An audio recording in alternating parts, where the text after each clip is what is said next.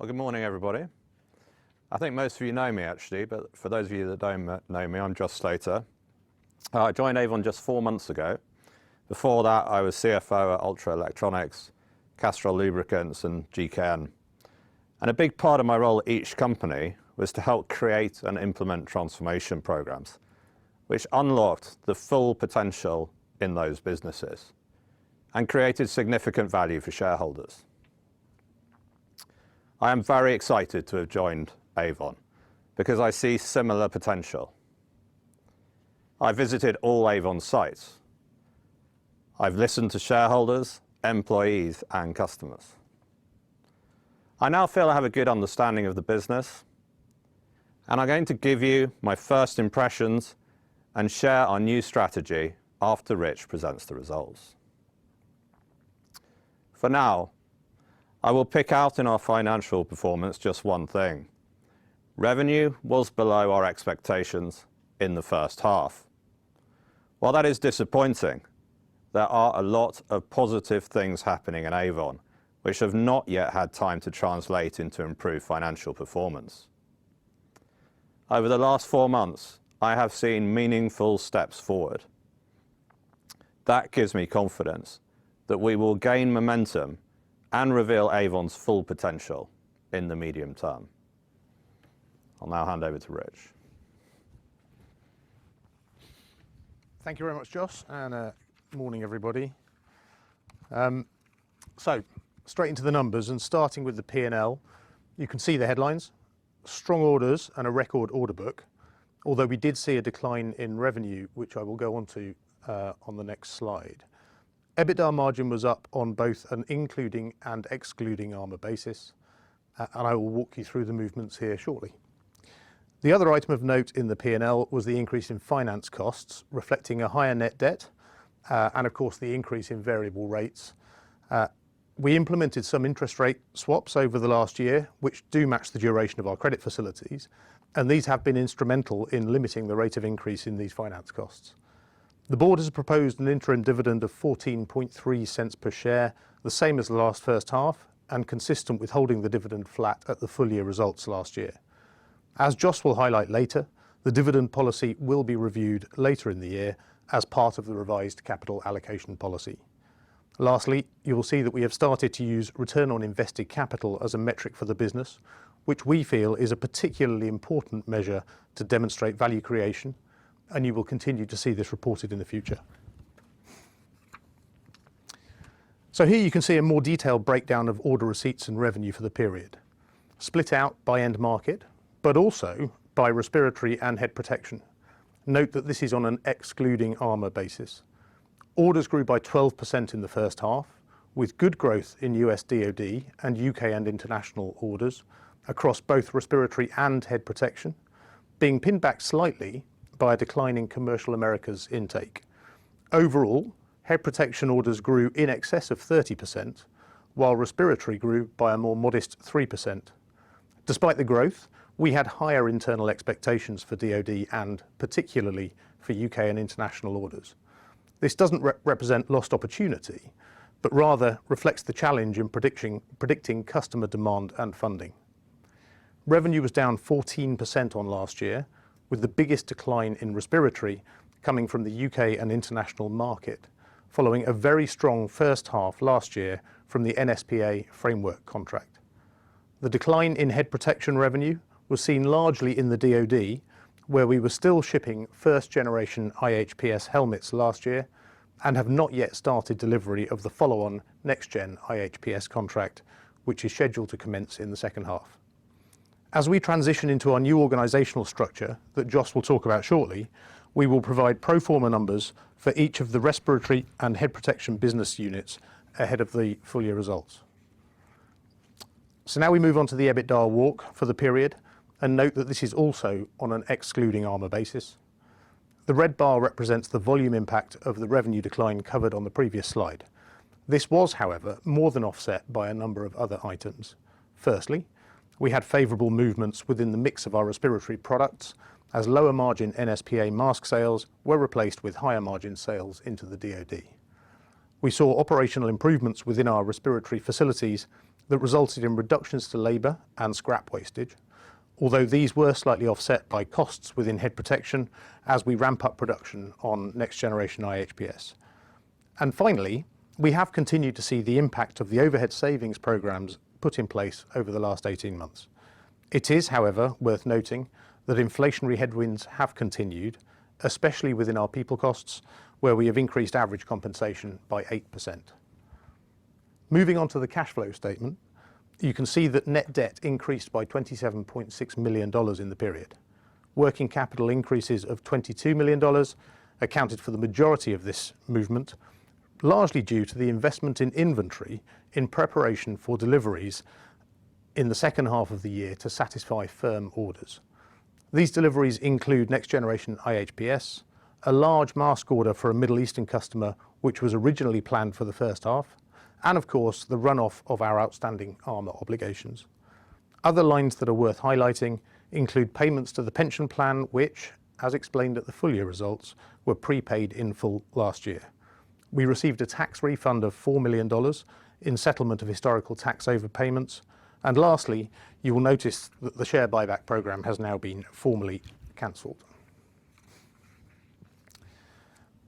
As with the previous slide, the most notable movement on the balance sheet comes from the large inventory build, although we also saw an increase in the pension deficit as a result of a lower discount rate being applied to the liabilities.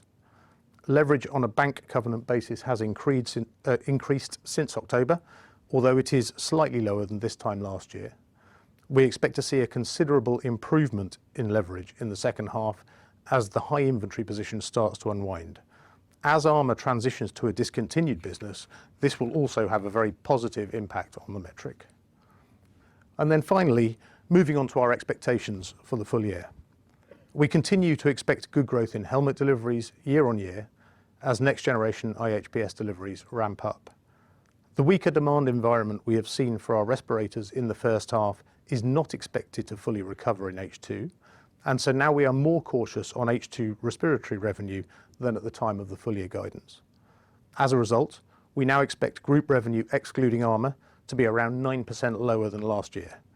This clearly represents a bit of a recovery in the second half, but is lower than initially expected, reflecting the weaker respiratory demand and risk remaining around the timings of some shipments. EBITDA margin excluding armour for the full year is expected to be broadly flat year on year, following rapid and decisive action on right-sizing the part of the business where we have seen weaker than expected demand levels.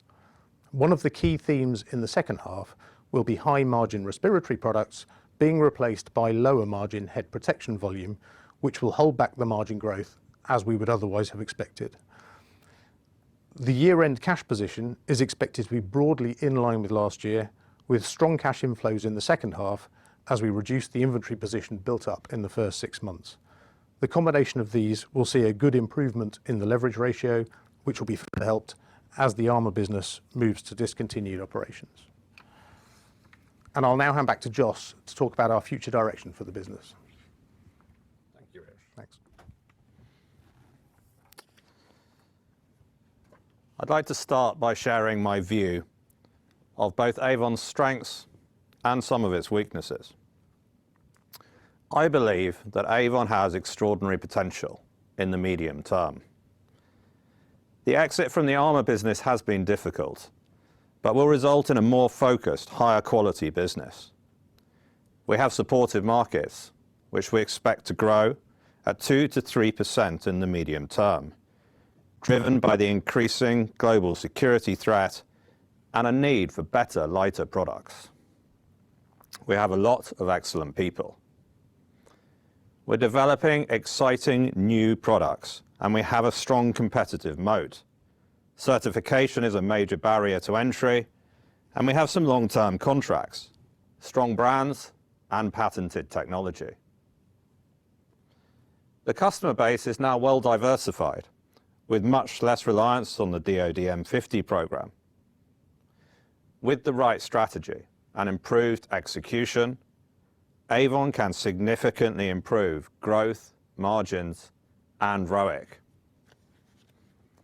In terms of my views on the business, respiratory is the global leader in air purifying respirators, Customer feedback consistently cites Avon as having the highest quality, most technically advanced products.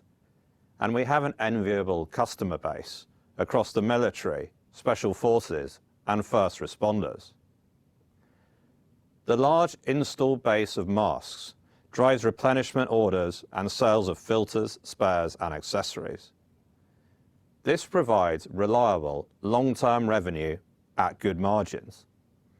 In the first half of this year, sales of filters, spares, and accessories were over 40% of respiratory's revenue. In addition, the respiratory business has built a leading position in self-contained breathing apparatus and underwater rebreather technology. And in both of those areas, I see good potential for future growth. In head protection, Team Wendy continues to perform well, and the DoD head protection business is at the start of a rapid period of growth and margin expansion.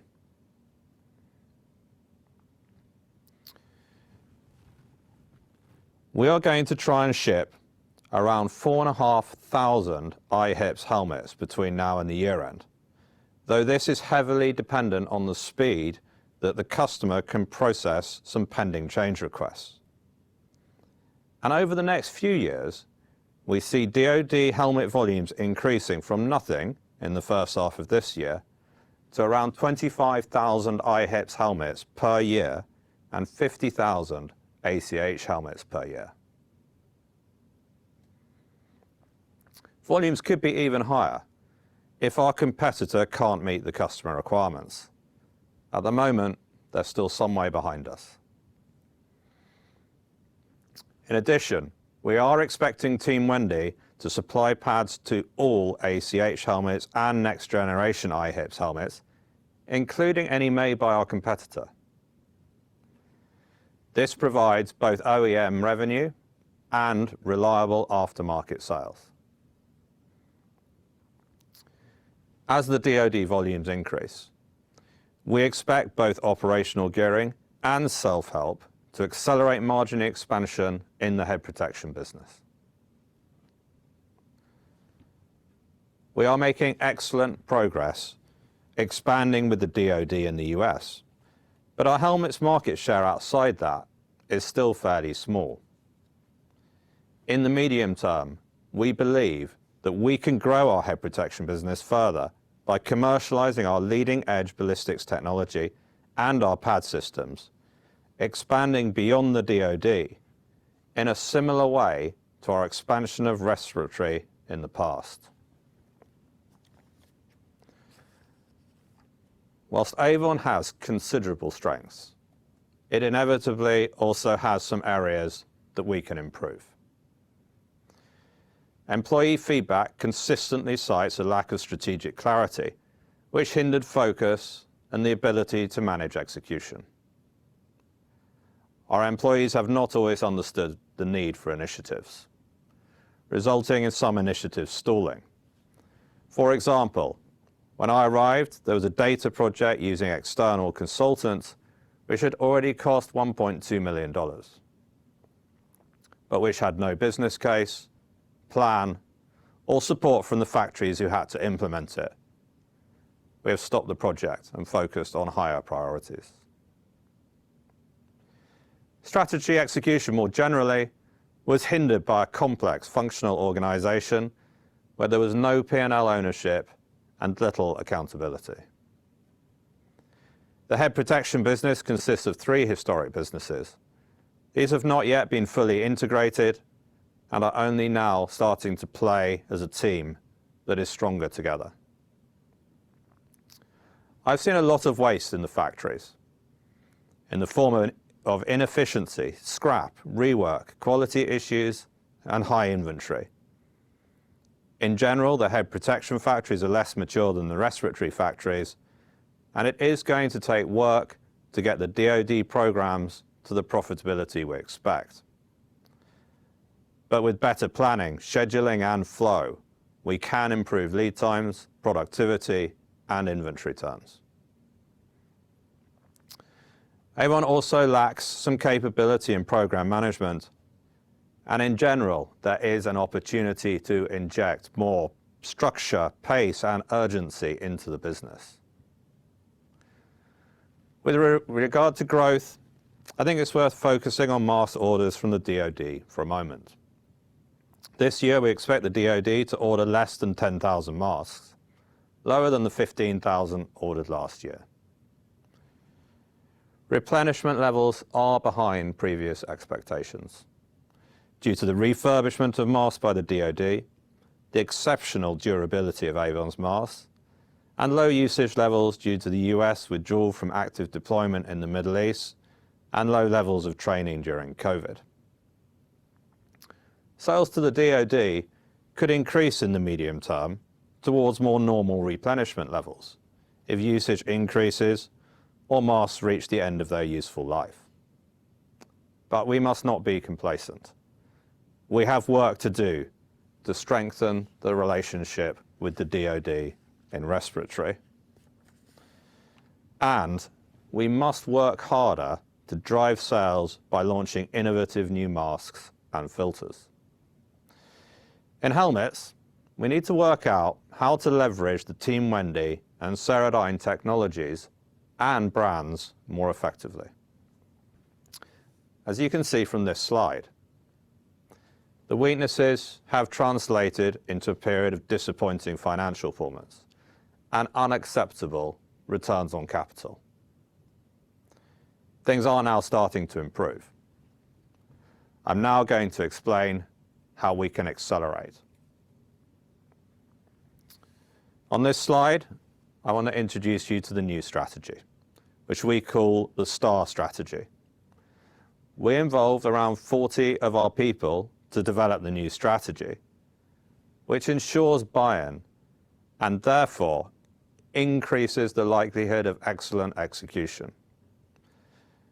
The strategy has 4 elements: strengthen, transform, advance, and revolutionize. It starts with strengthening the fundamentals to quickly improve short-term performance. We have medium-term transformation initiatives to improve efficiency and working capital terms.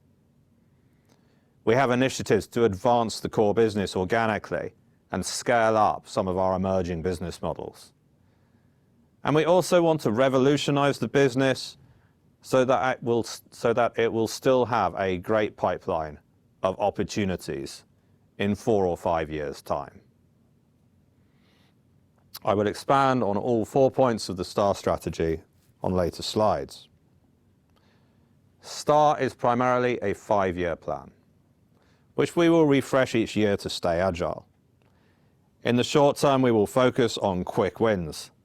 This is critical if we are to deliver to our customers.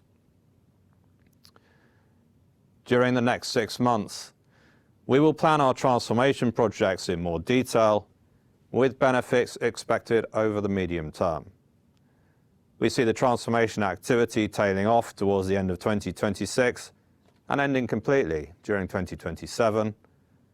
We will identify one-off transformation costs when we publish our results.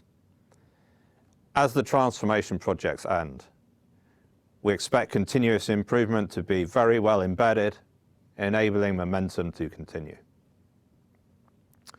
Whilst the majority of our resources will focus on strengthening, transforming, and advancing, we will also invest in research and development to ensure that growth is sustainable in the long term. We've strengthened the leadership team to improve execution. We have created a new respiratory protection and head protection strategic business units, which are led by Steve Elwell and James Wilcox. Both are internal appointments, though Steve Elwell joined us fairly recently. We have removed the Chief Operating Officer role, and Paul Hamilton has joined us to drive operational excellence and continuous improvement. He is already making a difference. Overall, the team is a good mixture of people with an in-depth understanding of Avon's technology and history, and new recruits who have broad capability and an external perspective. I'm conscious that execution is just as important as strategy, if not more important. So we have spent considerable time over the last 4 months defining the programs of work and individual initiatives. Each priority and initiative has an owner and a sponsor. We've made good progress defining benefits, timing, resource requirements and milestones, but there is more to do. The SBUs are responsible for delivering their strategic initiatives, and next year we will align their incentives to their performance and delivery against their strategic initiatives. To ensure we can track progress at a group level, we have introduced a project funnel which is consistent across the business.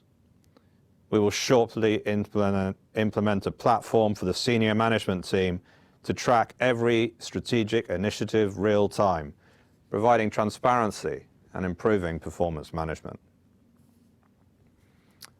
I'd now like to spend some time going into detail on all 4 points of the STAR strategy. In Strengthen, we are implementing a new operating model in which the strategic business units are responsible for delivering their strategies and control all resources to do so, unless there are obvious efficiencies by organising at group level. This operating model will significantly reduce complexity and increase speed and accountability.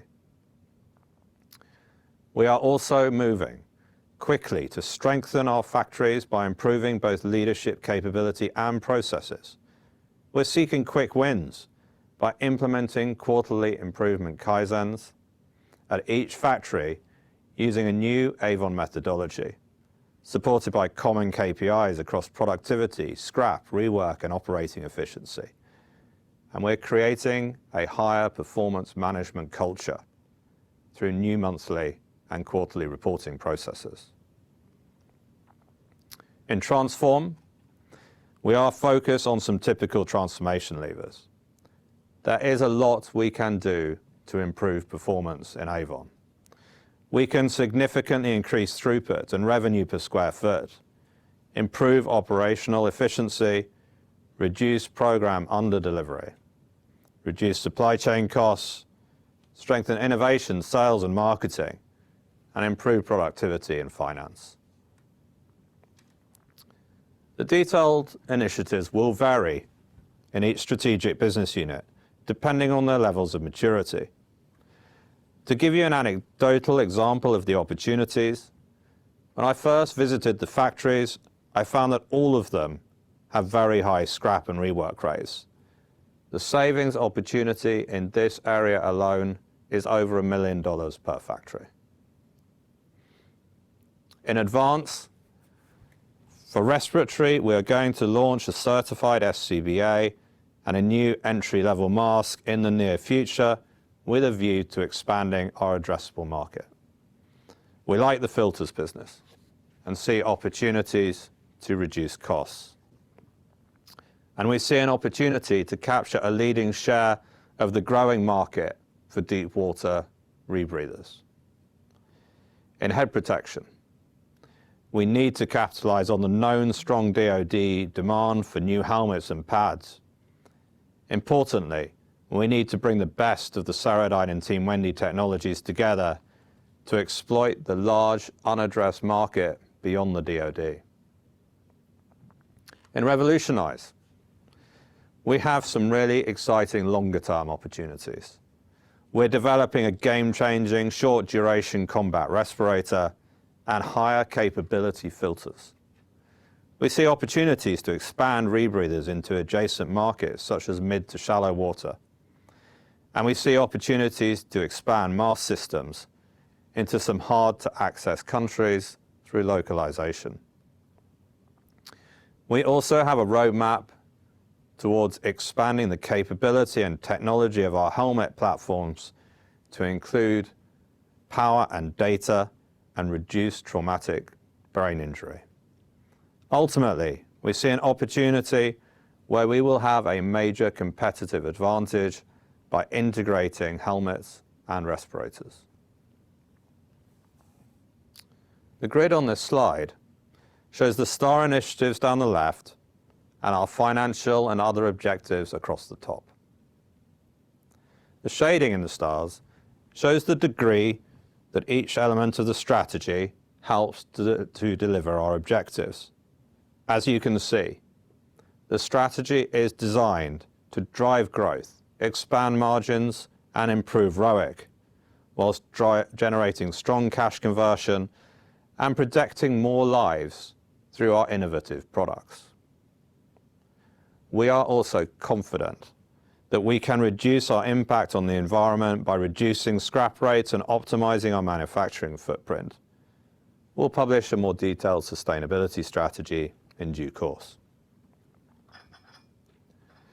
We're in the process of developing the detailed implementation plans for our strategic initiatives, and we'll be able to put more specific guidance around the targets and timing once we've completed that. We will also carry out a balance sheet review in the second half in the light of the new organisational structure and our plans for site optimisation. I want to make it clear that this strategy is not all about future action. We are already in action.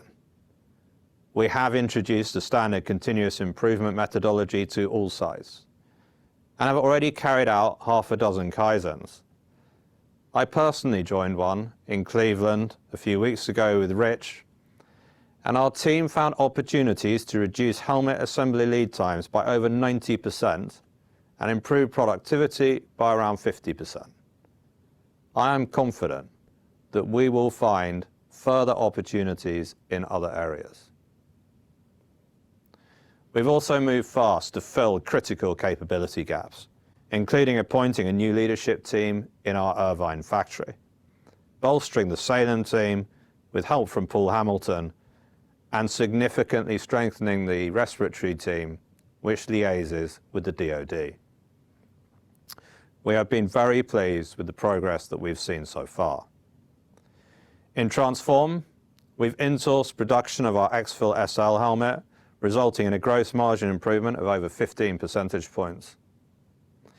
We've also had to move fast to right-size our factory in Cadillac in the light of the current demand forecast. Over the last few weeks, we've reduced headcount in Cadillac by around a quarter. This sets the factory up with the right level of resources from where we can drive continuous improvement from here. We have implemented a new program management cadence, two-weekly sprint methodology, and oversight processes in relation to the DoD helmet programs. This is already helping to surface issues quickly and enabling us to remove barriers to progress. But there is more to do to embed excellent program management more generally. In Advance, a lot has been going on. The first of the next generation IHIPs has been approved for delivery to the DoD. Excitingly, we've also had the Team Wendy pad systems approved for use in all DoD helmet programs. In addition to all that, we have launched a new ballistic helmet range for sale outside the DoD called Epic, and we expect to start shipping that in H2. In Revolutionize, we've already developed a short-term combat respirator, which we have demonstrated to key end users. Feedback was very positive. We're also making excellent progress developing next generation of filters to address the changing threat landscape. We reviewed our approach to capital allocation to align with the new strategy. With higher interest rates, we would like to reduce leverage to between 1 and 2 times EBITDA and do not envisage further buybacks. We see a lot of opportunity for organic growth, so we're focused on that for now. In the medium term, we will be in a better position to assess the potential for M&A to accelerate our progress once the balance sheet has strengthened and we have proved that our transformational strategy works. Similarly, we're reviewing our approach to shareholder returns and dividend policy with the aim of putting in place an approach that is both attractive for shareholders and sustainable. So, to wrap up, I am convinced that Avon has the potential to be a world-class business with world-class performance. To achieve this, we need to make some changes, and to do so with urgency and purpose. We have a clear understanding of what needs to change, and we've got a new leadership team in place. We're already underway, and we are moving fast. With the new STAR strategy, the organisation is focused on obtaining some quick wins, gains in efficiency, and growth in the medium term, and building a pipeline for future growth beyond that. We see significant opportunity to grow the top line, increase margins, and improve cash returns on capital. And with that, I'm very happy to take any questions that you may have. It's always one straight out the gate, isn't there? Better be good. Thanks. Morning, guys. Henry Carver from Peel Hunt. Just a couple possibly linked. Just can you sort of confirm your outlook on the kind of longer term margin expectations, having seen what you've seen since arriving, and just secondly around the M50 sort of replenishment demand. Obviously, we're at sort of lower levels. Presumably, these levels now are probably not sustainable long term. Is there a point at which you can go to the DoD and sort of change the basis on which, well, I guess pricing, to put it bluntly, at these volume levels, or what can give there, and what are the scenarios around that? Thanks. Both good questions, and both on our minds. Medium-term margins. So the way our transformation funnel works, everything moves through initial appraisal, then through detailed planning. At the end of detailed planning, we get a detailed business case. So we don't have a full granular financial model for every transformation initiatives, but we have run through appraise on most things. So very high level, I see no reason at all why this business can't get to mid-teens margins in the medium term. Operating profit margins, yes, sorry. We will be moving away from EBITDA margins to operating margins, because that's more what I'm used to. And I think Rich is supportive of that. M50, you really asked two questions. M50 medium-term volumes, the program office that did the initial order of over 2 million masks has now handed over to an outfit called TACOM, who look after sustainment. TACOM are really still getting their arms around it, and we're still building our relationship with them. At the moment, we think next year's volumes are not going to be very different to this year. We do have a hypothesis that the volumes will move to more normal levels. On other programs, we've seen more normal levels of between 10 and 20%, depending on whether it's a SWAT team who has more usage or normal military. At the moment, we're less than 0.5% replenishment rates. What we don't know is the shape or duration of that curve, and we'll be working with TACOM over the next, well, actually we've got a meeting with them in a couple of weeks, but I don't know whether that will take us a long way forward in our understanding, but we will be working with TACOM to try and understand the future demand requirements. On pricing, if the volumes were to stay at this level, then I'm sure we would be talking to TACOM about pricing. We're actually contracted through to the middle of 2025, so that would be the opportunity if we're not seeing the pipeline looking stronger by that point. Great, thanks. Good morning, guys. Andrew Douglas from Jefferies. I've got 4 quick questions. Well, hopefully quick, but 4 questions. 4? Yeah. I can make it 5 if you want, but no, we'll start with 4. I'll come back to the other ones. I'm interested in lots of stuff, but revolutionise. Let's start with that one. Localization. I guess it begs a kind of broader question about kind of route to market, particularly if you're going to non-US DoD and out into farther further parts of the world and LATAM. Can you just talk about what localization actually means, and also how comfortable are you with your current route to market and what needs to be changed? Okay, we do one. Should we do one at a time? Okay, yeah, that helps me. So, funnily enough, Latin America, we think that what we probably need for that is an entry-level mask, which will still have excellent functionality, but is better able to sell into those markets. We're actually working on that right now. The team's under quite a lot of encouragement to get on with that. But we think we have a way of making something that can open up those markets for us, which we've not historically accessed. Localization, though, is going to be necessary for places like India. Funnily enough, we already do assembly in France to access the French market, so we know how to do it. I think that would be a model where we take one of our existing masks. The difficult bit is doing the molding. We can do that in another country, probably the UK, but then do local assembly in India, for example. Does that imply you need lots of sub-assembly facilities around the world if you're going to go into... Well, us or a partner. Yeah, we actually do it in France. Our distributor actually does the assembly. On R&D, clearly the long-term opportunity still remains very significant. Do you guys feel you need more bang from buck from R&D, or is it more kind of dollars that you need to put into R&D? I think both. We're definitely going to look at the innovation process to see if we can make it more efficient. In fact, one of the near-term opportunities, we will probably run a continuous improvement Kaizen on the actual development process over the next few weeks, because I think we can take some of the time that it's taking to develop products.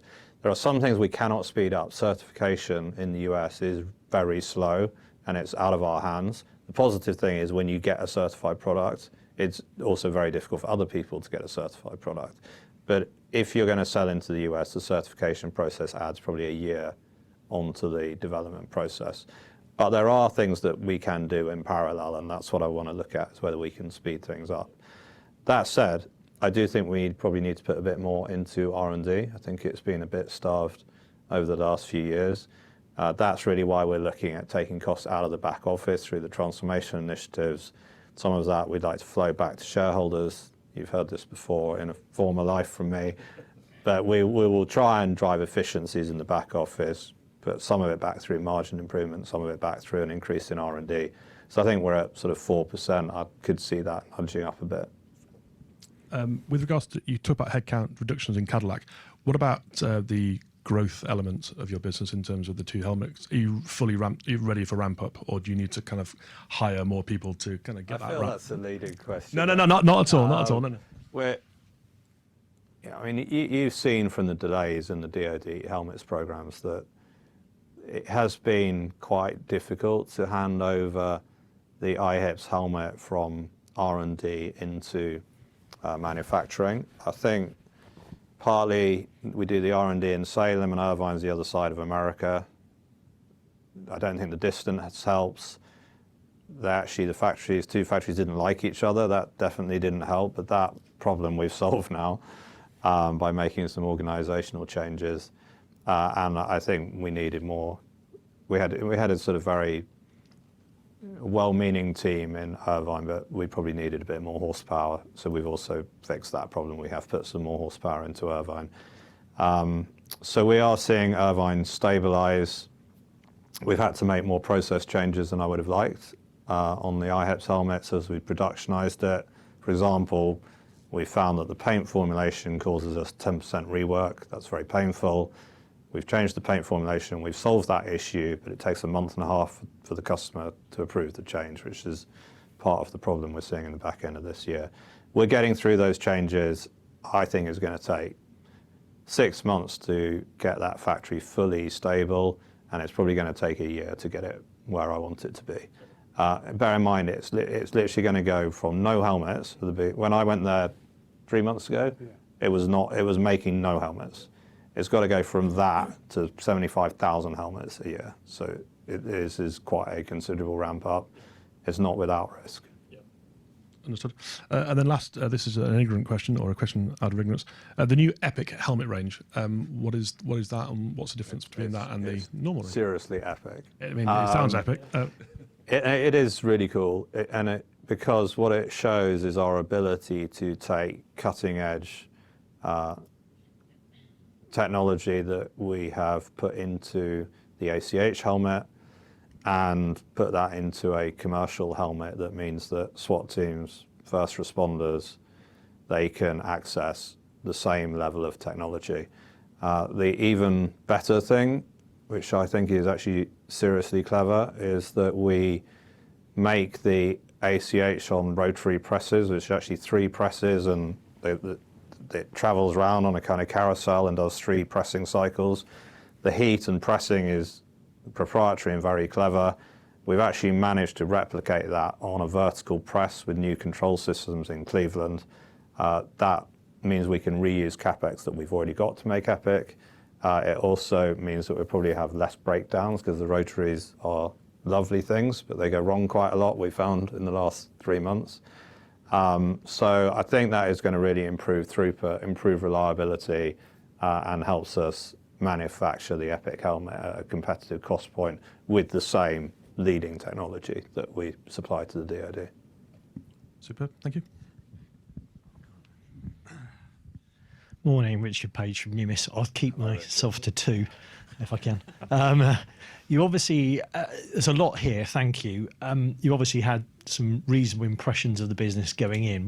What's most impressed, surprised, impacted you in terms of your thinking for the business? I think the people in Avon are really good. Being a smaller company, I don't think I was expecting the quality of some of the people that I found. And I think that with a clearer strategy, a bit more encouragement to go faster, I think the people will help this company do really well. And the technology is very, very good. And every customer interview we've done has cited the excellent technology, and that gives me a really good feeling that we have the right position. If we can run a few things a bit more efficiently, drive things a bit harder, I think the foundations are excellent. Very clear, thank you. And secondly, one of the problems that Avon struggled with in the past has been obviously the lumpy nature of contract flow. With all these changes, obviously there's a lot on organic opportunities. Do you feel as though the portfolio will enable you to predict better future workflow? Yes, I do, because ACH and IHIPs are going to be between 5 and 10 years. Our competitor could surprise us, although actually we could get surprised on the upside. But I feel we've got 5 to 10 years of reliable helmet production for the DoD, which is a baseline that we did not have before. Team Wendy's always been a bit more of a book and ship business, although it has got some long-term contracts like the Australian military.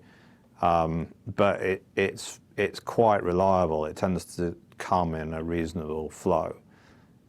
Respiratory also has quite a reliable underlying baseline business.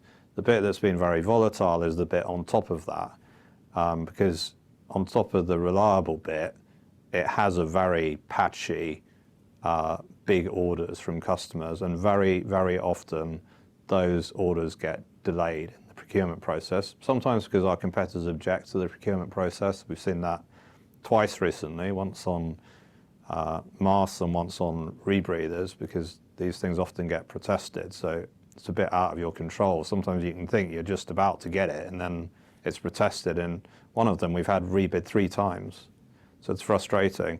I think that bit's going to stay quite difficult to predict, although my view is those orders seem to be delayed 6 months to a year always, so perhaps we should just build in 6 months to a year delay and it might get a bit more predictable. But I think there's a little bit on top that is quite unpredictable, but I think it's of comparative diminishing size. I don't know what you think, Rich. I agree, and we talked about localization.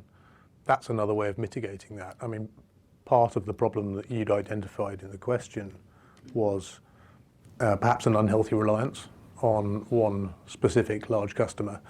That customer will always be important to us, and I rather hope we will always be important to them. But we can mitigate the impact of their importance to us by having a broader range of customers. Thank you. Hi guys, Jamie Murray from SureCap. I have a question on inflation. I think you mentioned that you're pushing through some wage inflation into the business, but what about materials? How are you seeing material costs? How are you managing it, and what are you seeing on the near-term margins because of it? Well, we have seen quite a lot of material cost increases. I think on rebreathers, the bill of materials has gone up 16% over the last year. I would say that's probably the worst because it's got a lot of electronics in, and our other products don't have so much electronics. We obviously will look to recovering what we can through pricing. We also do have reasonable gross margins, so although raw materials can go up, it hurts you a bit less if you've got quite healthy gross margins. So that's one reason why it hasn't dropped through quite as brutally as in some businesses, and also we have responded by taking SG&A out. That said, I do think there's probably a bit more we can do on commercial optimization, as some people call it, but on pricing.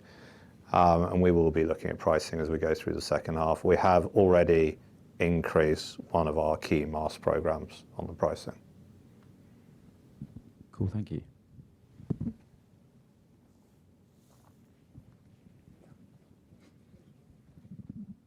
Hi, morning. It's Annabelle Houston from Stifel, if I can remember who I am. Just one question, if that's okay, and it follows on a bit from Rich's there about, you said at the beginning it's difficult to predict customer funding and requirements.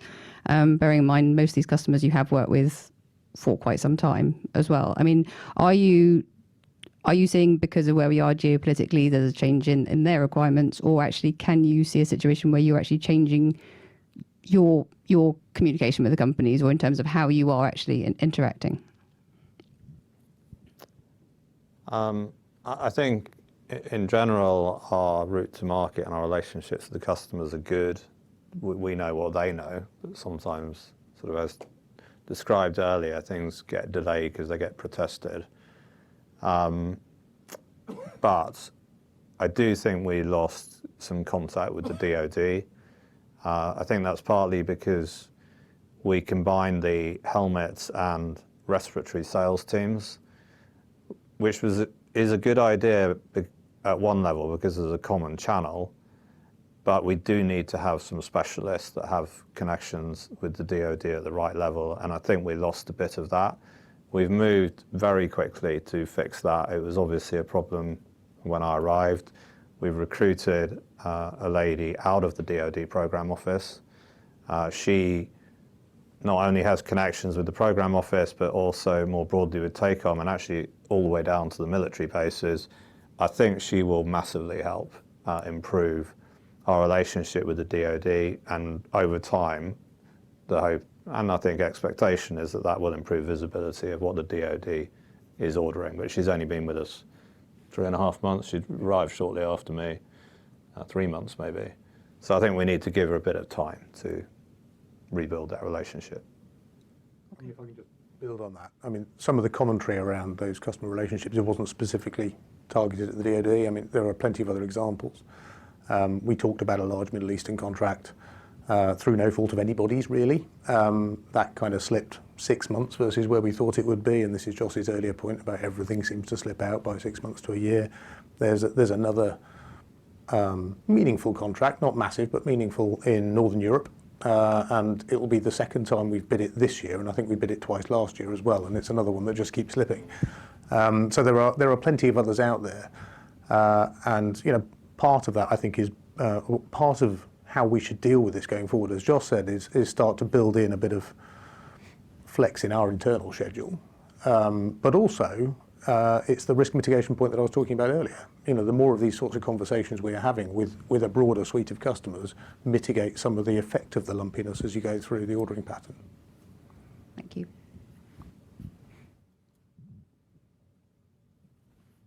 Any other questions, guys? Okay, well, thank you very much, everyone. Thank you for coming to see us.